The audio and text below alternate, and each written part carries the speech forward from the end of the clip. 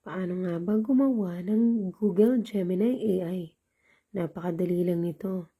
Una, pumunta ka sa Google and i-click mo lang and search mo Gemini.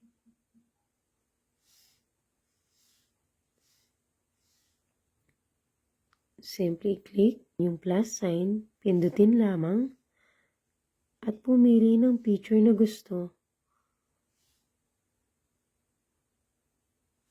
At ilagay lamang ang prompt. Kung gusto nyong malaman kung ano ang prompt, makikita yan sa comment section at i-click lang para i-copy paste. So ngayon ginagawa na. Tingnan natin kung anong kalalabasan. Ito na nga siya guys. Ang ganda. So kung gusto niyo rin ng ganito figurine, sundin lamang ang mga instruction. Napakadali lang, di ba? Gawin mo na rin.